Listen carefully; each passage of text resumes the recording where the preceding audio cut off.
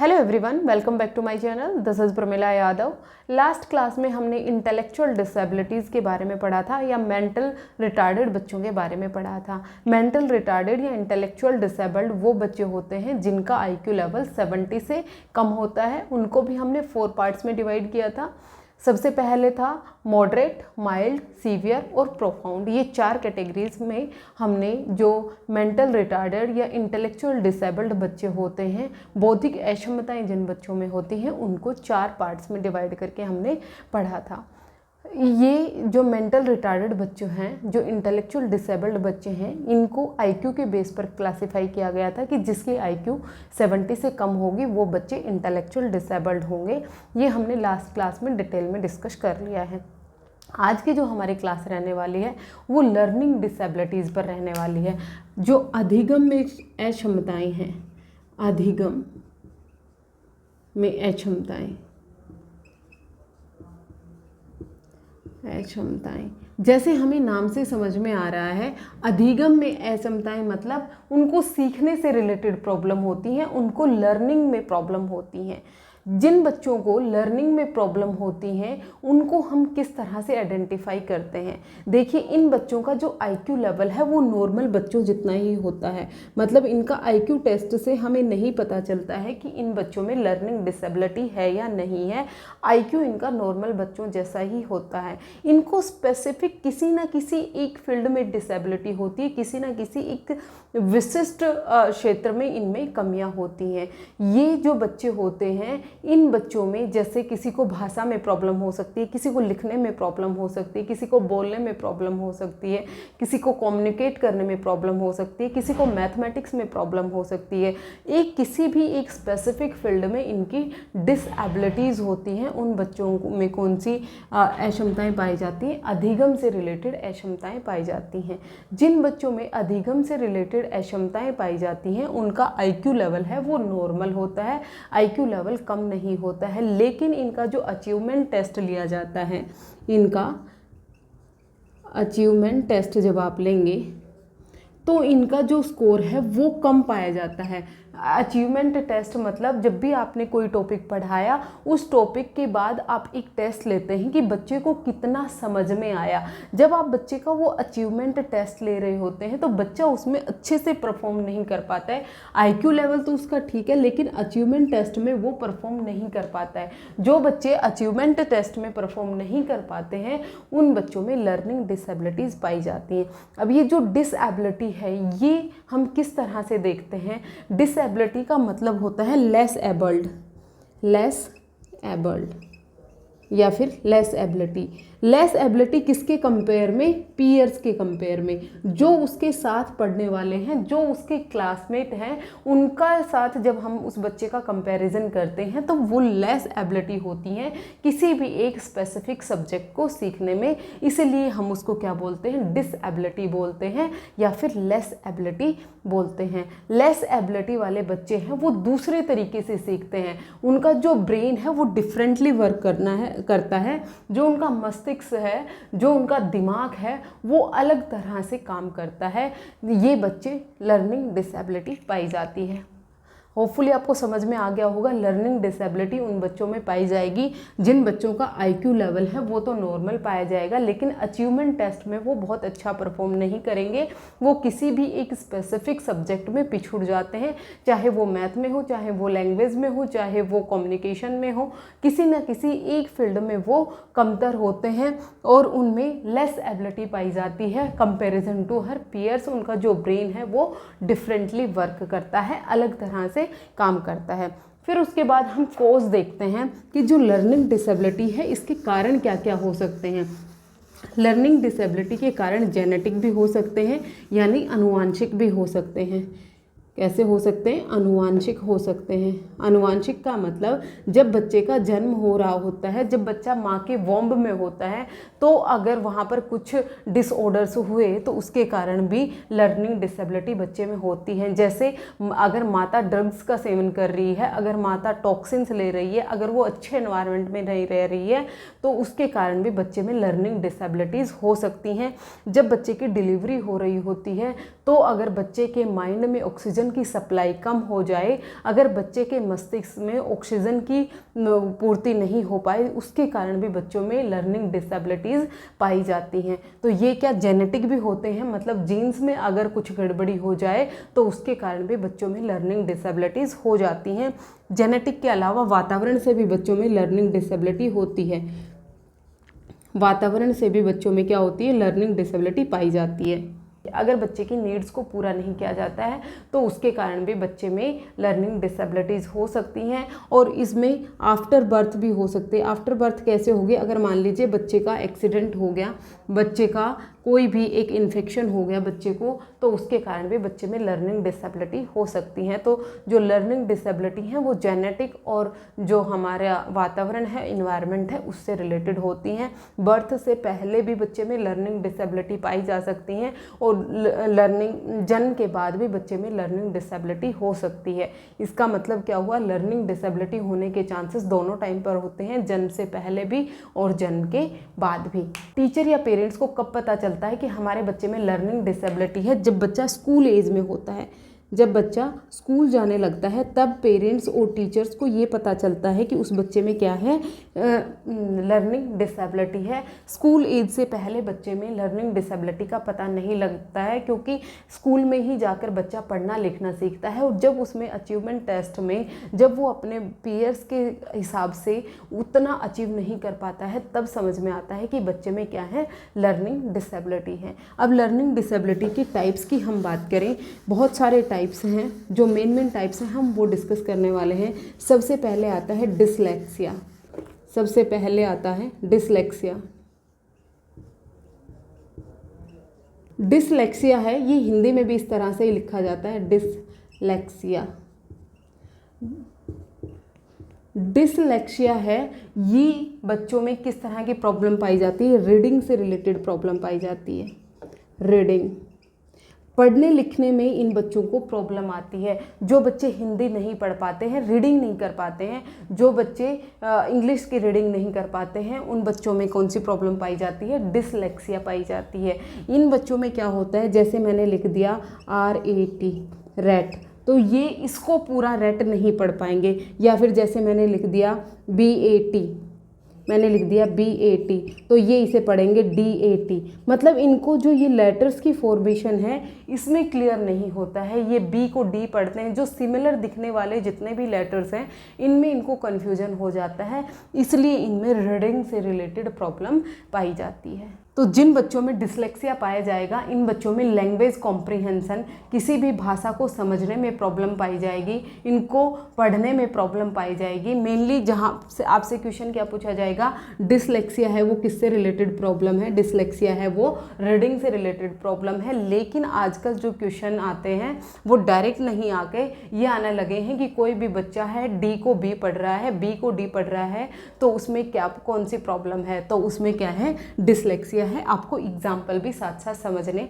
पड़ेंगे। जिन बच्चों को लेटर कोई अंडरस्टैंडिंग नहीं है, जिस बच्चों को साउंड की अंडरस्टैंडिंग नहीं है, जिन बच्चों को वर्ड्स की अंडरस्टैंडिंग नहीं है, उन बच्चों को लैंग्वेज कॉम्प्रिहेंशन में प्रॉब्लम आती है, वो वर्ड की फॉर्मेशन नहीं कर पाते, उन सभी बच्चों में डिसलेक्सिया पाया जाता है। उन सभी बच्चों में पढ़ने से रिलेटेड प्रॉब्लम पाई जाती है।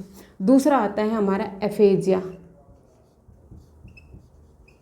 अफेजिया, अफेजिया होता है, ये भी लैंग्वेज से रिलेटेड ही होता है, भाषा से रिलेटेड ही होता है। अफेजिया को हम डिस्फेजिया भी कहते हैं। अफेजिया समझिए, अफेजिया में क्या होता है, यहाँ पर जब बच्चा अफेजिया से अफेक्टेड होता है तो उसके पास बोलने के लिए वर्ड्स ही नहीं होते हैं। वो जैसे पानी पीने के लिए पानी मांगना चाह रहा है तो वो पानी मांग ही नहीं पाता है, उसमें जो वोकैब है वो बहुत शॉर्ट होती है, वो चीज़ों को बहुत जल्दी भूल पाता है। नॉर्मल जो वर्ड्स उसे कम्युनिकेशन में चाहिए वो उनको भी नहीं बोल पाता है।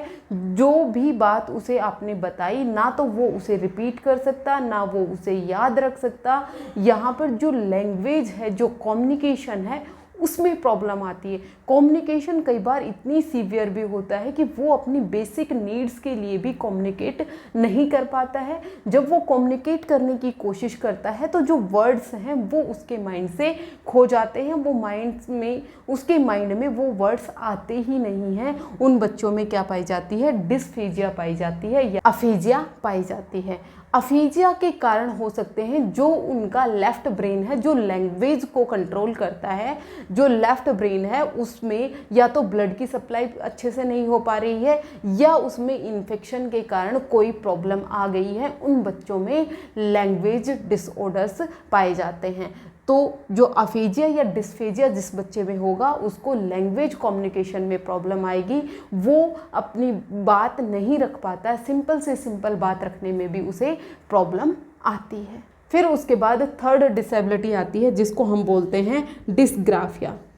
डिसग्राफिया, जो डिसग्राफिया है ये किससे रिलेटेड होता है? देखो, ग्राफ का मतलब हम क्या करते हैं? ग्राफ प्लॉट करते हैं, खुद हमें कुछ लिखना पड़ता है, तो ये किससे रिलेटेड होगा? राइटिंग से रिलेटेड होगा। ये लिखने से प्रॉब्लम होगी। किस में होगी? लिखने में प्रॉब्लम होगी। जिन बच्चों को लिखने में प्रॉब्लम होती है उनको कौन सी डिसेबिलिटी होती है? डिसग्राफिया होगी। डिसग्राफिया में बच्चा ये नहीं देख पाता है कि जैसे उसने लिखना है ही इज़ ए बॉय, इस तरह से लिखना है, लेकिन जब वो लिखेगा तो वो कैसे लिखेगा? He is a boy. अब आप इसका क्या मतलब निकालेंगे? ये प्रॉपर स्पेसिंग का ध्यान नहीं रख पाता है कि कौन से वर्ड के बाद हमने स्पेस कितना देना है। एक तो स्पेसिंग का ध्यान नहीं रख पाता है, दूसरा वो क्या करेगा? बी को वो डी लिख देगा, डी को वो बी लिख देगा और कुछ का कुछ बना देगा। उनकी जो हैंड राइटिंग होती है वो बहुत ख़राब होती है, क्योंकि वो अपनी जो वर्ड्स हैं, जो अपनी सेंटेंस है, जो अपने लेटर्स हैं, उनको वो प्रॉपर तरीके से लिख नहीं पाता है। जिस भी बच्चे में लिखने से रिलेटेड प्रॉब्लम होगी उसे कौन सी डिसेबिलिटी होगी? डिसग्राफिया डिसेबिलिटी होगी। ग्राफ का मतलब लिखने से रिलेटेड जो प्रॉब्लम होंगी। ये बच्चे बोल लेंगे अच्छे से, इनको बोलने में कोई भी प्रॉब्लम होती है। जैसे हम डिसग्राफिया की बात कर रहे थे कि इनको पढ़ने से रिलेटेड कोई प्रॉब्लम थी, इनको पढ़ने में कोई प्रॉब्लम नहीं है। जैसे मैंने ये लिखा हुआ है तो ये इजीली पढ़ पाएंगे, लेकिन अगर आप इनको लिखने के लिए कहेंगे तो इनको लिखने में प्रॉब्लम आती है। जिन बच्चों को लिखने से रिलेटेड प्रॉब्लम होती है उनमें डिसग्राफिया डिसेबिलिटी पाई जाती है। फिर उसके बाद आता है डिसकैलकुलिया। डिसकैलकुलिया जो डिसेबिलिटी है वो मैथ्स से रिलेटेड होती है। जिन बच्चों को मैथ्स में प्रॉब्लम होती है, जिन बच्चों को मैथ्स से फोबिया होता है, उनमें कौन सी डिसेबिलिटी पाई जाती है? डिसकैलकुलिया डिसेबिलिटी पाई जाती है। जैसे कैलकुलिया, डिसकैलकुलिया, कैलकुलिया का किस? कैलकुलेटर, और कैलकुलेटर का हम कहाँ यूज करते हैं? मैथ्स में। तो इस तरह से आप याद रख सकते हैं। जो फोर्थ है वो क्या है? डिसकैलकुलिया। डिसकैलकुलिया है, ये किससे रिलेटेड है? मैथ से रिलेटेड प्रॉब्लम है। इनको मैथ के जो साइन है, प्लस माइनस मल्टीप्लाई डिवीज़न, इनमें प्रॉब्लम आती है। ये स्टेप बाय स्टेप मैथ्स की प्रॉब्लम को सोल्व नहीं कर पाते हैं। कई बार जो डिसकैलकुलिया है वो इतना होता है कि वो नॉर्मल जोड़ घटा भी नहीं कर पाते हैं। वो किसी शॉपकीपर के पास जाते हैं, अगर वो 50 रुपये का सामान लेते हैं और अगर उन्हें 100 रुपये का नोट दिया है तो वो ये भी नहीं बता पाते कि 50 रुपये तो मैंने सामान ले लिया है, मैंने 50 रुपये शॉपकीपर से वापस लेने हैं। इनको मैथ से रिलेटेड प्रॉब्लम पाई जाती है। जिन बच्चों को डिसकैलकुलिया होता है, ये ज़रूरी नहीं है कि उनको डिसग्राफिया भी हो, उनको लिखने में प्रॉब्लम हो या उनको पढ़ने में प्रॉब्लम हो। जिन बच्चों को स्पेसिफिकली मैथ में प्रॉब्लम होती है, गणित में जिनको प्रॉब्लम होती है, उन बच्चों में डिसकैलकुलिया पाई जाती है। जिन बच्चों में डिसकैलकुलिया होती है वो आपको घड़ी में टाइम देख कर भी नहीं बता पाते, क्लॉक में जो नंबर लगे होते हैं, मतलब उनको नंबर से प्रॉब्लम होती है, नंबर्स को अंडरस्टैंड नहीं कर पाते हैं। जब वो नंबर्स को अंडरस्टैंड नहीं कर पाएंगे तो जो फॉर्मूला वगैरह है, जो गणित के फॉर्मूला वगैरह यूज होते हैं, उनका भी यूज नहीं कर पाएगा। जो मैथ्स के पैटर्न होते हैं उनका भी वो सॉल्यूशन नहीं कर पाएगा। तो मैथ्स से रिलेटेड जिन बच्चों में प्रॉब्लम होगी उसे क्या बोलेंगे हम? डिसकैलकुलिया बोलेंगे। डिसकैलकुलिया के बाद आता है डिस्प्रैक्सिया। देखिए मेनली जो हमारा लर्निंग से रिलेटेड डिसऑर्डर थे ये थी डिसलेक्सिया। डिसलेक्सिया में जिसको पढ़ने से रिलेटेड प्रॉब्लम होगी, फिर उसके बाद आया डिसग्राफिया जिसको लिखने से रिलेटेड प्रॉब्लम होगी, फिर आता है डिसकैलकुलिया जिसको मैथ से रिलेटेड प्रॉब्लम होगी, और फिर उसके बाद था अफेजिया जिसको कम्युनिकेशन से रिलेटेड प्रॉब्लम होगी। अब जो हम डिसेबिलिटीज़ की बात करेंगे वो डिसेबिलिटी एक्चुअल में डेवलपमेंटल डिसेबिलिटी होती हैं, जब उनकी विकासात्मक अक्षमताएं होती हैं। विकासात्मक अक्षमताओं में आता है सबसे पहले डिस्प्रैक्सिया। डिस्प्रैक्सिया है, इसमें क्या होता है कि जो उसकी बॉडी की मसल्स हैं उसमें कोऑर्डिनेशन नहीं हो पाता है, इनका जो मोटर डेवलपमेंट है वो नहीं हो पाता है। जिन बच्चों का मोटर डेवलपमेंट नहीं हो पाता है उन बच्चों में कौन सी डिसेबिलिटी पाई जाती है, उनमें डिस्प्रैक्सिया पाई जाती है। जिन बच्चों का मोटर डेवलपमेंट नहीं हुआ वो बच्चे की लर्निंग एबिलिटी को भी प्रभावित करेगा। मोटर डेवलपमेंट में दोनों तरह के डेवलपमेंट आएंगे, कौन कौन से, फाइन मोटर डेवलपमेंट और ग्रॉस मोटर डेवलपमेंट। इन बच्चों में जो फाइन मोटर डेवलपमेंट है और ग्रॉस मोटर डेवलपमेंट है वो अच्छे से नहीं हो पाता, इन दोनों के बीच में वो कोऑर्डिनेशन नहीं बिठा पाता। ग्रॉस मोटर डेवलपमेंट में कौन कौन सी चीज़ें आएंगी, जैसे भागने से रिलेटेड हो गया, चलने से रिलेटेड हो गया, जंपिंग हो गया, स्विमिंग होगी, ये सब ग्रॉस में आएंगी। और फाइन मोटर स्किल्स में आएंगी, जैसे हैंड राइटिंग हो गया। जिस बच्चे में मोटर डेवलपमेंट रिलेटेड डिस्प्रैक्सिया पाया गया तो उसकी फाइन मोटर डेवलपमेंट हो ही नहीं पाया, उसकी जो फिंगर्स हैं वो उतनी डेवलप हो ही नहीं पाई, तो वो लिख ही नहीं पाएंगे। अगर लिख नहीं पाएंगे तो उनको कौन सी कैटेगरी में डाल दिया जाएगा, जब डिसग्राफिया लर्निंग डिसेबिलिटी में वो आ जाएंगे। तो जिन बच्चों में डेवलपमेंटल डिसऑर्डर पाए जाते हैं वो भी उनकी लर्निंग डिसेबिलिटीज़ का कारण बनते हैं। जिन बच्चों में डिस्प्रैक्सिया होता है वो अपनी आँख और हाथ का कोऑर्डिनेशन नहीं कर पाता है। आँख और हाथ का कोऑर्डिनेशन, जैसे आपने एक सुई ली, सुई में अगर धागा डालना है तो वो उसमें धागा नहीं डाल पाएगा। किसके कारण, क्योंकि उसके जो हाथ है और जो उसकी आंखें हैं उसमें वो कोऑर्डिनेशन नहीं बना पा रहा है। आपने उसके तरफ बॉल फेंकी तो वो बॉल को भी कैच नहीं कर पाएगा। नॉर्मली एक दो बार किसी से छूट सकती है, लेकिन बार बार जब आप बिल्कुल पास से भी उसे देंगे तो भी वो उसे कैच नहीं कर पाएगा। तो ये क्या हुआ, उसमें क्या कौन सी प्रॉब्लम है, डिस्प्रैक्सिया पाई जाती है। डिस्प्रैक्सिया है ये मोटर डेवलपमेंट से रिलेटेड होता है। जब कोई भी मनुष्य अपने आईज और अपने हैंड्स के बीच में कोऑर्डिनेशन नहीं बना पाता है तो उसमें डिस्प्रैक्सिया डेवलपमेंटल डिसऑर्डर पाया जाता है। दूसरा है अटेंशन डेफिसिट डिसऑर्डर।